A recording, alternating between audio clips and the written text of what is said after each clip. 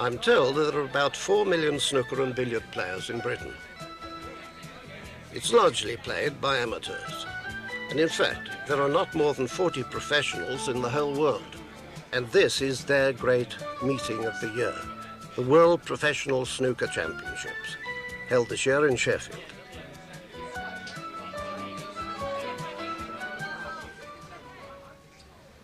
This is the event they all most desperately want to win. Win or get into the last 8 or so, be seen on television, and you've hit a potential jackpot. It's the dream of all the young players. Fail, and you're back on the bread and butter circuits. Another year to wait. Another year of endless practice.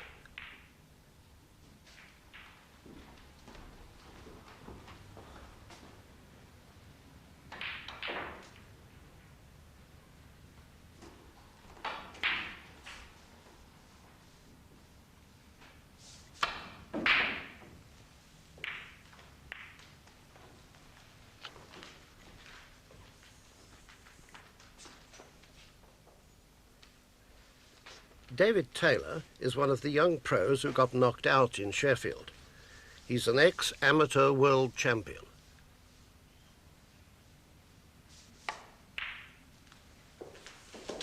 I was 23, 24, just won a world title, thought, oh yes, this is tremendous, you know. I didn't realise how tough it was. I thought you just pick your cue up and play snooker and that was the end of it, not the balls in the hole. There's a lot more to it. What's it like being married to a professional snooker player? Difficult.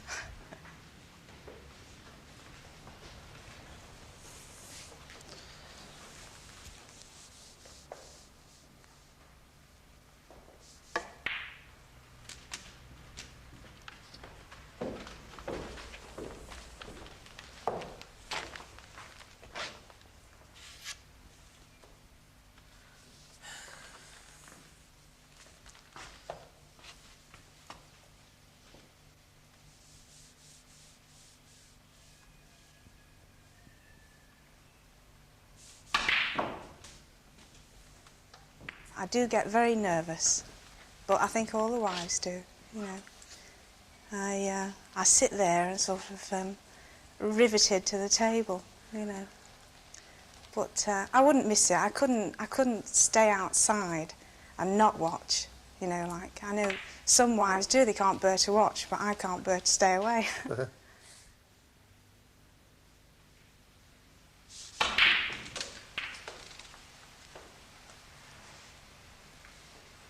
It is very lonely out there, and especially I always put my wife just by the side, you know, in a chair so as I can come back and chat to her. Mm. And it's great when you're in front, you know, I mean, no problems, you come back and you say, oh, that was a good shot, and blah, blah, and things are going all right, and you're quite happy, and then things go wrong, and you get a couple of frames down, you come back and you say, so-and-so and so-and-so, and she says, well, why don't you do this? And you say, oh, shut up, you know, because you don't want to know. Like you say, it's very lonely out there. You want somebody to talk to, but you don't really.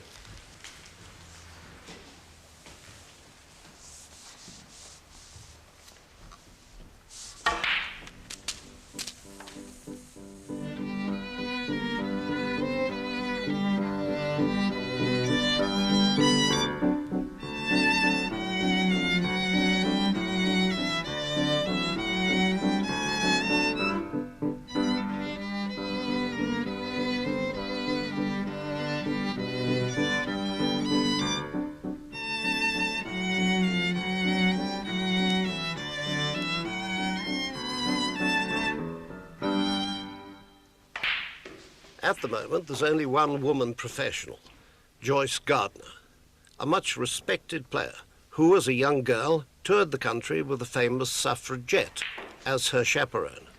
There's so few places still where a woman can go in and pick up a cue and have a game in the same way as a man can. And it's only until there are tables everywhere where women can play that you're going to have the really great women players. Snooker is a fairly new game, only 100 years old, but billiards is very ancient. Norman Clare. There's some indication that it was even known in ancient Greece and Rome. Yeah. Certainly there is a record of an old Irish king, Catcary Moore, who left behind some cues and balls made of brass somewhere around the 4th century. Mary, Queen of Scots, when she was incarcerated in Farthingay Castle, you know, before she was executed, she wrote a letter to Elizabeth of England, that's Elizabeth I, saying, "Send me my billiards table, I pray thee." It's almost certain that the game of billiards is related originally to games such as croquet, because in the very early pictures, which still exist, you will see little hoops, rather like croquet hoops, on the surface of the table. What about the cues? Well, the cues originally was something like this, or even earlier still, they were very short, and you didn't make a bridge with your left hand, you rested this on the table and struck the ball with the head of the mace. Yeah. As we came on from those days, there was a French gentleman named Mingo who found that he could play some shots better if he used the other end of the mace. Willie Smith, a famous billiards champion of the past and a great friend of the late Joe Davis. Now he's 93. I have 2 medals here, second to Joe Davis. Everybody was second to Joe in those days. And, by the way, don't forget, he was one of the greatest billiard players who ever lived. The people talk about Joe at snooker, but he was a beautiful billiard player, one of the greatest ever. He was really. But you never liked snooker, did you? And No. I want to know why. Well, it's crude compared with billiards. It's a crude game.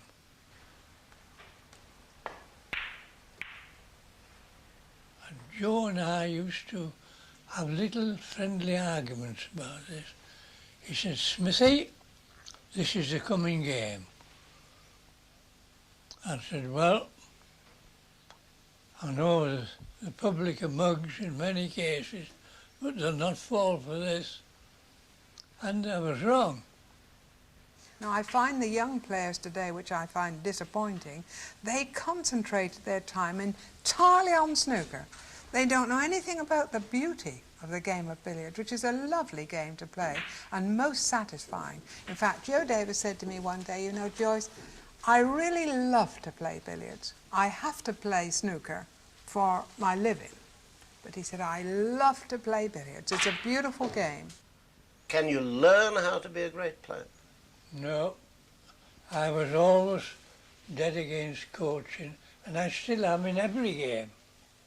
You can tell them what to do at every sport, but you can't put it there. If it isn't there, you can't put it there. But you still haven't told me what is the gift that makes a great player. Can you say it? The only thing I can say about that, in every game, to be a great player is a gift from Almighty God. John Virgo lives in Manchester. He also failed to come through at Sheffield. Obviously the main thing is to be the world champion, you know. Do you expect to achieve it? Well, I did do until Fred Davis, who's 64, beat me this year, you know, which was a bit surprising to me. I feel as though I've got the ability, maybe my temperament's just a bit suspect at the moment, you know. And, I've got to wait another year now to be world champion. Did you brood about it? Is it still worrying you? Well, it does worry me. I mean, obviously, you know, I lost in the United Kingdom Championship from a winning position to Patsy Fagan in the semi-final. Then I thought, right, well, I'll put that one straight, you know, and do well in the World Championship. And then it's happened again when I was in a winning position. And obviously now I've got to think about my temperament and my tactics, you know. I think the worst period we ever had was after last year's World Championships. And for about a week, neither of us slept at all. Really, it's yourself that you've got to beat.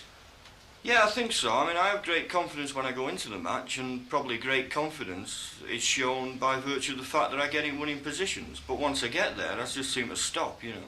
It's like a racehorse who goes in front in the last furlong and all of a sudden thinks he's done enough, you know. And there's nothing, of course, he can do about it. You know, you see him play a terrible shot, or they seem to be having a mental blank where they're playing bad for a period of time, you know, and there's just nothing you can do about it. You know, you die to go down and say, you know, waken yourself up, or you can do it, or get out there and do your job, or whatever, and you just can't get near them at all. You've just got to let them get on and do whatever they're doing. Why is it so important to win the World Championship? Is it just money? Well, I suppose money, because when you're a professional snooker player or a professional at any sport, you know, to be the top of your sport, then obviously you get the rewards that go with it, you know, and to be the world snooker champion, then everybody wants to see you at the club, you know. The bread and butter of this game really is at the working men's clubs up and around the country. And if you're world champion, then everybody wants to see you. I mean, there's no doubt at all John's going to be a world champion in the near future, and he is #1 player. It's just a case of his own temperament and himself actually realising his own ability and getting out there and doing it. Jim Meadowcraft lives in Bacup in Lancashire, yet another pro who was knocked out of the championship. He started playing when he was 14. I went down to the local billiard hall, being too young to get into the clubs and so on. And, of course, it was badly thought of with my parents. You know, my father, of course, he sort of went mad about the idea. He said you shouldn't go in these billiard halls because they're a den of iniquity and so on. This is where all the trouble starts. And then after a couple of good irons, he said to me, look, this is what I'll do. He said, I'll take you down to the billiard hall. He said, and if you can beat me at snooker, he said, then you can carry on going in. He said, but if I beat you, you've got to stop. So I took him down to the billiard hall, and of course we played one frame of snooker, and I murdered him. And of course he's helped me since then in every way. Well, I'm just coming up now to my 6th year as a pro, and after the first couple of years, I was in two minds whether or not to give it up. I've seen a time when I've had to borrow the petrol money to drive to and from an exhibition, and on the odd couple of occasions when the wife's allowed it, I've even taken the mortgage money. When they're not playing, they're travelling, endless travel. But the rewards are high, especially if you're world champion. Well, I should imagine, I mean, Ray could verify this, I doubt whether he'd tell us, but I should imagine that he's making within the region of about £50,000 a year. About 70, 80,000 a year can be earned, if you're right at the top of the tree. Every year, you know, you get beat in the championships, or you don't do as well in a competition as what you thought you'd do, and you think, oh, I feel like giving the game up, you know, had enough. And then you see Fred Davis comes along, 64 years old, yeah, and gets to the semi-final of the World Championships. I mean, it's absolutely incredible. Yeah. And this gives you heart, of course, but by the same rule, he is one of the hardest men in the game, and he also always leaves you with a story of how hard you've got to be to win. And take my word for it, Dennis, you've got to be tough, really tough.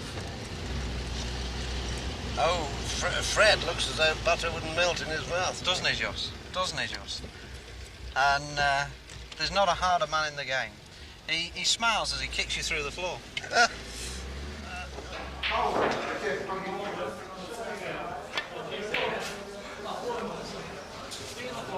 The best billiard player, in our opinion, at that time ever lived. And he went mad when Eli won 10 quid off him. 10 straight games of cracking and pound each time. Must be joking. You missed it last time. It's funny the game. I expected a land of milk and honey, and it just didn't really work out like that. I was waiting for telephone calls every 5 minutes. As it happens, I wasn't even on the telephone. In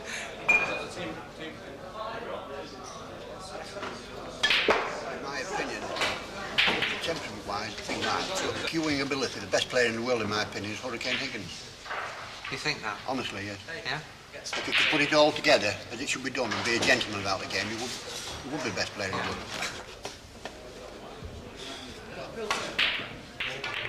Oh, rubbish. With a person who's got that certain something, he goes on the table, it doesn't matter whether he's 13 or 14, he can pick a cue up, go on the table, and he looks good.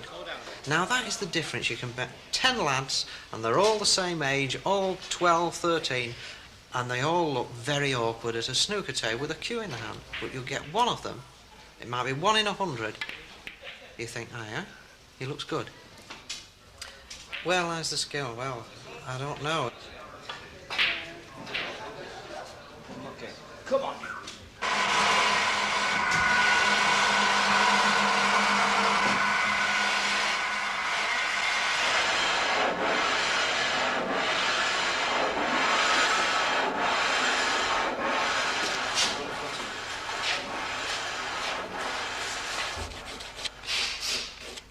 We can be very precise about the history of snooker.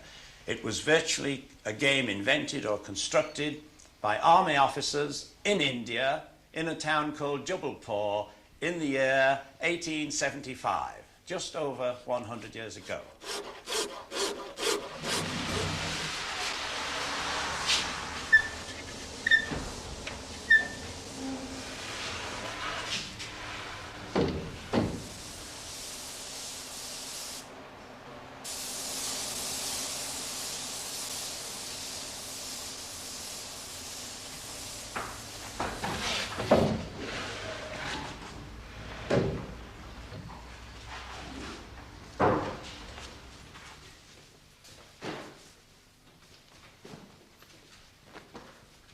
Most players dream of owning their own table.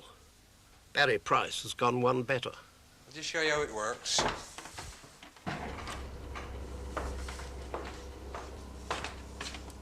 Barry, do you ever stop working? No way. I enjoy my work too much. It's a way of life for me, is work. I've always enjoyed work all my life. I've worked 14, 15, 16, 18 hours a day ever since I was a kid. You're mad about snooker, aren't you? Yeah, I've seen me travel 2,500 miles a day to watch snooker. I went out and bought a table, 40 quid. Put it up at building till I had time to get at it. Then I went out and got all the hydraulic equipment I wanted for the table, which obviously saves a lot of money. If you have to go and get it, it costs you a lot. If you don't want it, yes, you can get it for nought.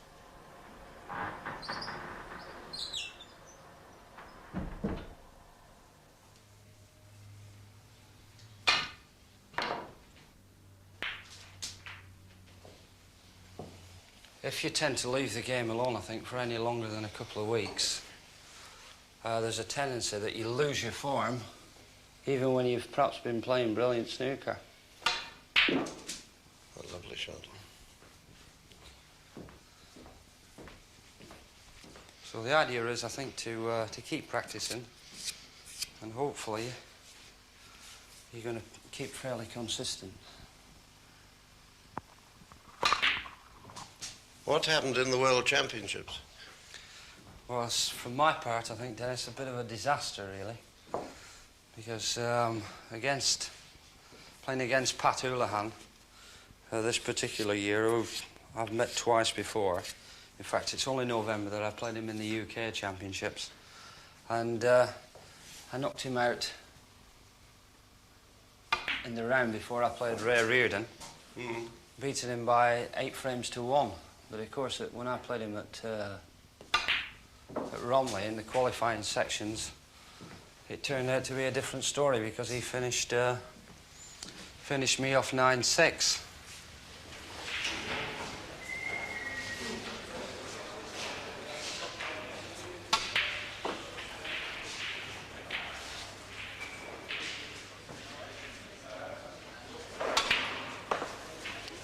You make it look easy. I'm beginning to wonder that myself. I think it's so easy. I wish the World Championship was tomorrow, you know. I really feel confident. I remember when I started playing snooker at first and Joe Davis was giving me a bit of advice about the game, or at least I thought the game of snooker, and he turned around and he said to me, you know, he said, this isn't a game, lad, he said, it's a science.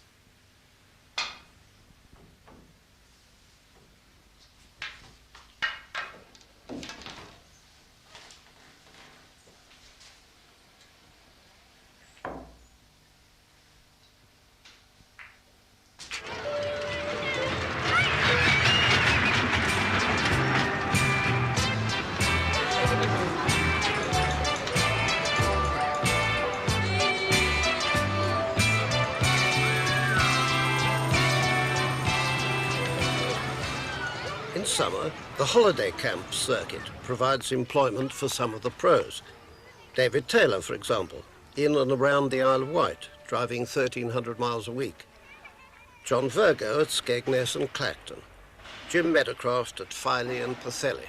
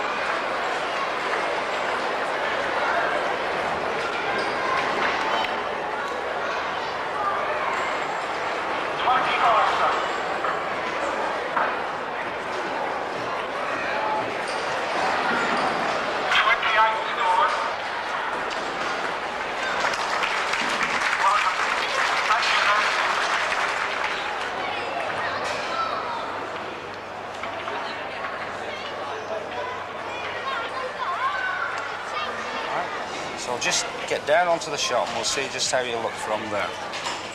How's that?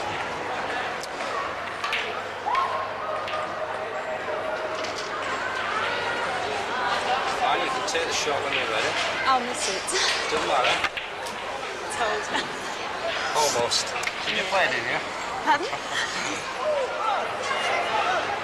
Potting the red is the first thing, and the red gives us then an opportunity to take a colour.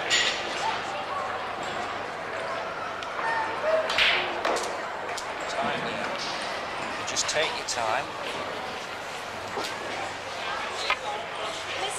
Somebody move the ball. Yeah, somebody move that yellow ball.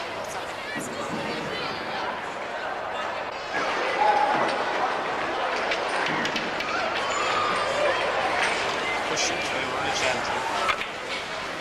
Fine, that's a good start.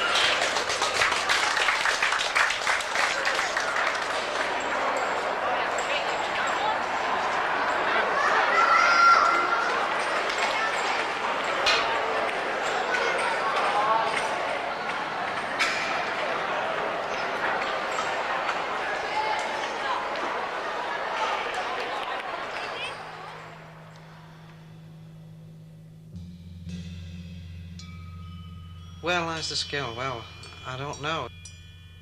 To be a great player is a gift from Almighty God. This isn't a game, lad, he said, it's a science. I've got to wait another year now to be world champion.